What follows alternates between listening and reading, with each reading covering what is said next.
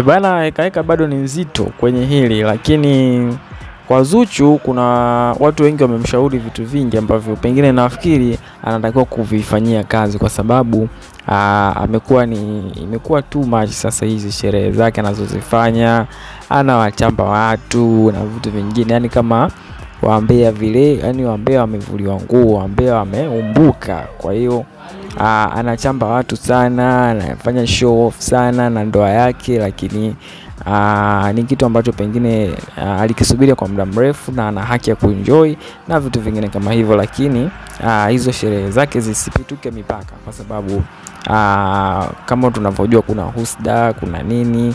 Kwa hiyo baadhi ya wadau wamecomment kwenye page zake za mtandao wa kijamii wakihusisha mambo hayo, kwamba anatakiwa angalie namna ambavyo anasherekea mambo yake, namna ambavyo ana show off mambo yake.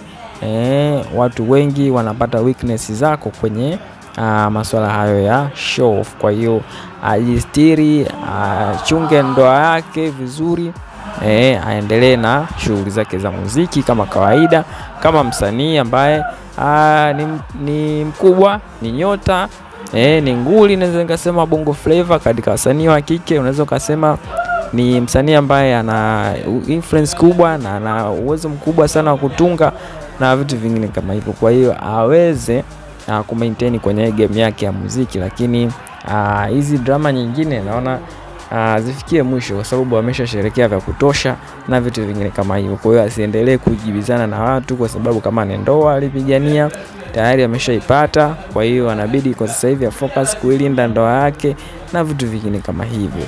Ndio hayo ndo maoni ya wadau mbalimbali kuhusiana na maisha ya Zuchu sasa hivi, kwa sababu baada ya ndoa amekuwa akifanya sherehe kila uchwao, party haziishi, mara kaposti hivi kijembe, mara kaposti na nino video clip anachamba watu, mara hivi na vitu vingine kama hivyo. Kwa hiyo huo ni ushauri tu wa bure kwa Zuchu kuweza kuyaendea maisha yake ya ndoa. Kama endapo ataendelea na drama hizi ambazo zinaendelea sasa hivi, basi hiyo itakuwa sio ndoa na itakuwa ni kama geresha bwege, wenyewe wanaita geresha bwege.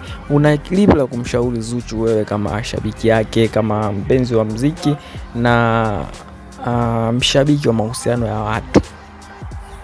Weka comment yako hapo.